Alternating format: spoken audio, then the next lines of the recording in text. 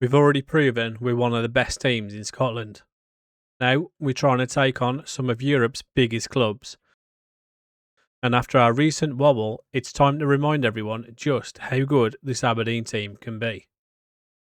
Welcome back to the Sir Alex Ferguson Aberdeen Challenge here on Super Sammy Plays. After losing our unbeaten streak in the last episode, we need to get back to dominating as we head into our last couple of matches of the Champions League phase and look to secure our place in the knockout rounds. We also welcome a couple of exciting new additions to the squad who could have a big future at the club. So let's get into it. And it looks like that if we do want to sign Gilberto Moura, that we are going to have to compete with Celtic as they have offered a contract for him. So we will maybe go in for him a little bit later on if we can't get other targets. But like I said previously, we don't really need somebody in that position at the moment anyway. So first game of the episode, though, is against Dundee United, and we scored in this one finally after 56 minutes.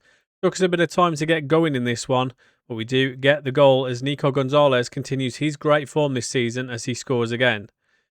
Gabriel Carvalho then adds another as we go 2-0 up in the 75th minute, and certainly worth a look again as he cuts in on his right foot and bends it into the far post past the goalkeeper Watmuth, and that is how the scoreline finished with us getting a 2-0 victory. Next up, we go away to Hibs, and we actually go down in this one. Robbie Ure, I feel like he scores against us at least once a season, putting Hibs 1-0 up in the opening 10 minutes. We do then get back into it in the 19th as Nico Gonzalez scores yet again, and he's certainly showing what a centre mid can do, because we haven't really seen this sort of level from, well, Our did, but from number 10. And Gibbs White has done okay, but Gonzalez seems to be unreal as he scored his second goal as well. We did then give a penalty away, but our youngster in goal, Anderson, does make the save to keep it at 2-1. And then we go down the other end and add a third as Gabby Carvalho tucks away in the bottom corner, getting onto a Keskinen assist. Hibs do then pull one back as their free kick hits the post and comes back to Matheus Perez, and he heads into an open goal. Before we completely threw away the 3 points as Robbie Ure gets his second goal of the game and gets Hibs back level in the 81st minute. And unfortunately, we don't manage to find a winner and we do go on to draw 3-3. And one of our youngsters has picked up an injury in that game, and he's going to be out for a few weeks. And Pelage is also going to be out for 2 to 3 weeks, along with Nico Gonzalez. So the injuries keep on coming, and it's becoming a real issue for us at the moment. I did decide to try and go in for an offer with Kamara, and he was certainly happy to talk to us, but as you can see, he wanted 160k, and we're still only allowed to offer 51k at the moment. So it was not really worth trying to take that any further.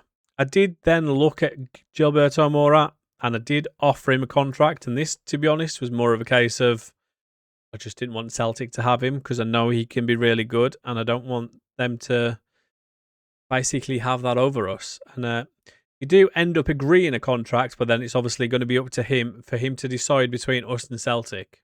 Next up, though, we do welcome Rangers to Pittodrie, and we score in the opening 6 minutes. Leonardo getting onto Redondo assist to make it 1-0 before we go close again in the 9th minute with Redondo pulling it back to Keskinen, his assist going through, but unfortunately we were offside after the goalkeeper made the save anyway.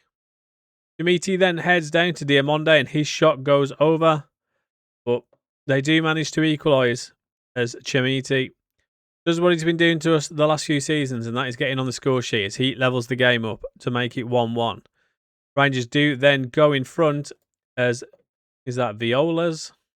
Santino and Viola's puts them in front, and then Leonardo hitting the post, but Mitchell Frame scoring an open goal to get us back level.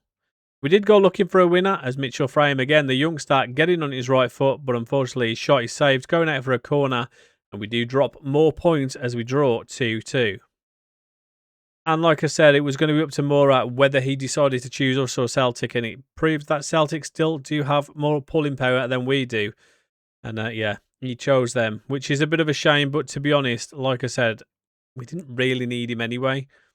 We have 4 strikers, and we don't play with an attacking mid. We realistically could do with another striker, because as soon as we lose 1 or 2 of them, gives us real issues going forward. Michael Funk still putting in the work in training and he dropping a good performance, so I thought we'd have a little look to see how he's getting on. And yeah, you can see those physicals are still pretty nuts, to be fair, but his technicals are improving all the while as well.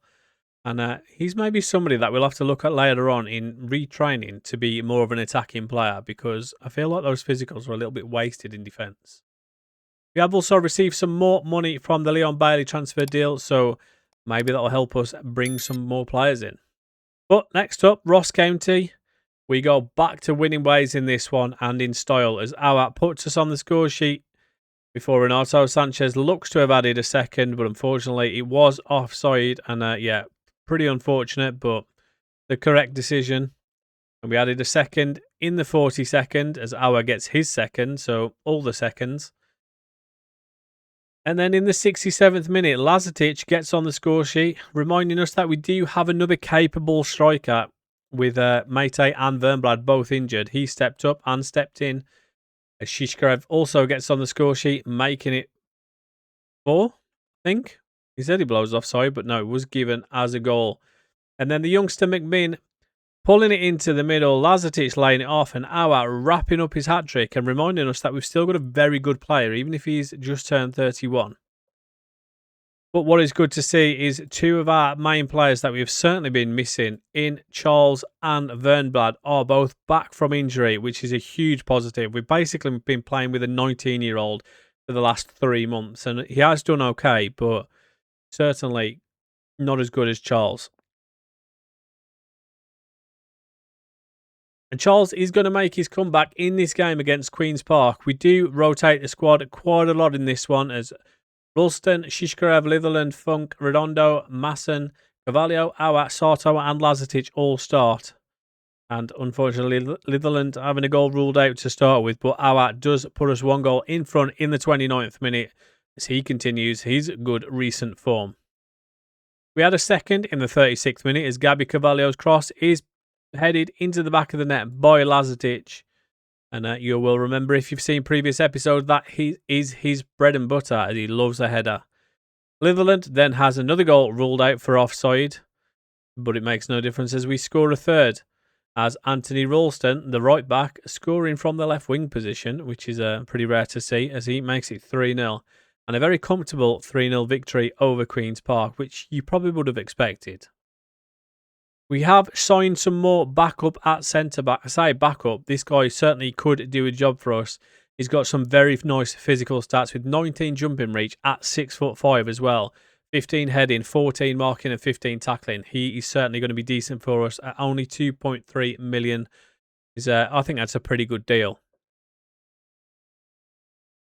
But on to our final 2 games of the Champions League phase. We do welcome Club Brugge to Pataudry, and they go close, hitting the woodwork in the opening 7 minutes, but I think it was actually offside anyway.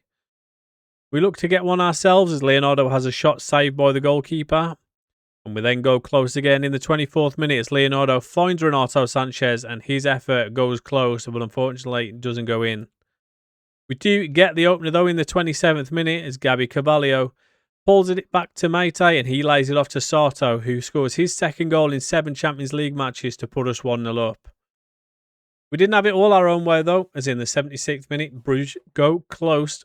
Is it Bruges or is it Brugge? I'm not sure. Someone will have to let me know in the comments. And they go close again in the 91st. But we do wrap up the points in the 95th minute as Vernblad scores his 4th goal in 5 games on his return from injury to give us a 2-0 victory. Then we go away to Falkirk, and can we continue our good form after that 2-0 victory over Bruges? Well, we certainly started off well, with Lazetic scoring in the 24th minute, putting us 1-0 up. And then Sarto adding a second onto a Lazetic assist to make it 2-0 in the 33rd minute. Lazetic then finds another assist to Sarto, and it seems to be them two doing all the work in this game as we go 3-0 up. And this time Sarto assisting Lazetic, so they've both got 2 goals and 2 assists as we make it 4. Falkirk do pull one back in the 69th minute as Connolly sends the goalkeeper the wrong way and pulls it back to 4-1, but we do go straight up the other end with Gibbs White finding Leonardo. And Gibbs White again, going round his man and playing it into the middle to Keskinen to make it 5. And then Lazatic wraps up his hat-trick to make it 6-1, getting onto a Leonardo cross.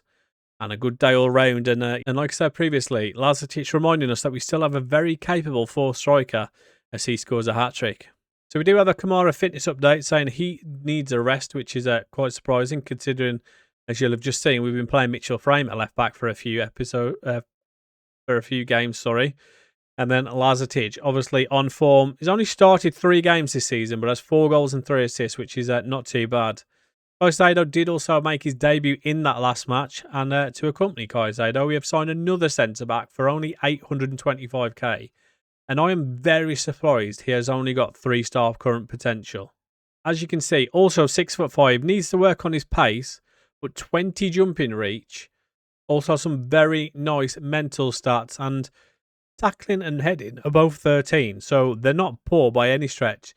He just needs to work on his marking a little bit, as that's a bit low at 10. But for an 18-year-old at 800k, I think this guy could be a really good buy. And certainly one, I'll be kind of looking past the scout reports. I certainly think he could be better than they're suggesting. And on to our final league phase game of the Champions League, as we go away to Dortmund. And what a start we have in this one. As straight from kickoff, Jimenez plays it down the right to Leonardo, and his cross is headed home by Lazatic to put us 1-0 up inside 16 seconds. What a start. We go close again as well, 2 minutes later, as Auer has a shot saved. And then in the next minute, from that resulting corner, Auer goes close again, shooting just wide of the post. Lazatic then tries to lay one off for Leonardo, but his effort goes wide of the post. And after those missed chances, you know usually what happens. Dortmund do equalise with Inacio pulling it in back level, making it 1-1. And then just inside the second half in the 54th minute, Schlotterbeck, of all people, scoring an absolute screamer from the edge of the box to put Dortmund 2-1 up.